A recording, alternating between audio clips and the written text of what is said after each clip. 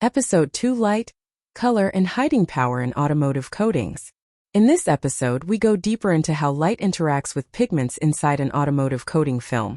Because without understanding light behavior, it is impossible to truly understand color, opacity, brightness, and visual quality. When light strikes a painted surface, the interaction begins at the air coating interface. A small portion of light is reflected immediately due to the difference in refractive index between air and the coating surface. The remaining light enters the film and travels through the binder until it encounters pigment particles. What happens next depends on the optical properties of those pigments. Inside the coating, light can be absorbed, scattered, or transmitted. Absorption removes specific wavelengths from the light spectrum, while scattering redirects light in multiple directions. The balance between these two mechanisms determines both color and hiding power. Color is mainly controlled by absorption, whereas opacity or hiding is mainly controlled by scattering. Color pigments work by selective absorption of visible wavelengths. Their molecular structure contains conjugated systems that interact with light energy. When photons hit these molecules, certain wavelengths are absorbed and their energy is dissipated as heat or molecular vibration. The remaining wavelengths are reflected back to the observer, creating the perceived color. The sharpness and purity of this color depend on how selectively the pigment absorbs unwanted wavelengths and how uniformly the pigment is dispersed. Hiding power, on the other hand, is dominated by scattering efficiency. Scattering occurs when light encounters particles with a refractive index different from the surrounding medium. The greater the difference between the refractive index of the pigment and that of the binder, the stronger the scattering. This is why white pigments are so effective at hiding substrates, even though they absorb very little light. Titanium dioxide is the most important example. Its refractive index is significantly higher than that of typical organic binders. When light encounters titanium dioxide particles, it is scattered intensely in all directions. This multiple scattering prevents light from reaching the substrate and reflecting back, thereby creating opacity. Particle size plays a critical role here. Maximum scattering efficiency occurs when the particle size is close to half the wavelength of visible light. This is why titanium dioxide grades are carefully engineered for optimal particle size distribution. If particles are too small, scattering efficiency drops and transparency increases. If particles are too large, scattering becomes less efficient and surface roughness can increase, reducing gloss. Automotive coatings therefore rely on very tightly controlled pigment particle sizes to achieve the best balance of hiding, gloss, and smoothness. Now consider black pigments. Carbon black absorbs light very efficiently across the visible spectrum. Instead of scattering light, it removes light energy almost completely.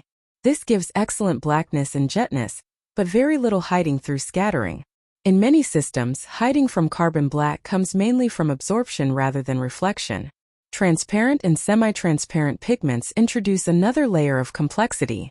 These pigments absorb selectively but scatter very little. They allow light to pass through the film, interact with underlying layers, and then return to the observer. This is the basis for depth, richness, and color travel seen in automotive base coat clear coat systems. Metallic and effect pigments interact with light in a fundamentally different way. Instead of absorption or random scattering, they rely on controlled reflection. Metallic flakes act like tiny mirrors. Their orientation in the film determines how much light is reflected toward the observer. Proper flake alignment creates brightness and flop, while poor alignment leads to dullness and uneven appearance. Hiding power is not only a pigment property, it is also a formulation and film build property. Higher pigment concentration increases the probability that light will encounter pigment particles before reaching the substrate. Film thickness also matters. A thin film may appear translucent even with high-quality pigments, while a thicker film increases hiding by providing more opportunities for scattering and absorption. Dispersion quality again plays a central role. Poorly dispersed pigments form agglomerates that behave optically like large particles. This reduces scattering efficiency, lowers color strength, and increases haze. A well-dispersed system maximizes effective surface area and ensures consistent optical behavior across the film. The substrate itself also influences perceived color and hiding. Dark substrates require stronger absorption or scattering to achieve coverage, while light substrates are easier to hide.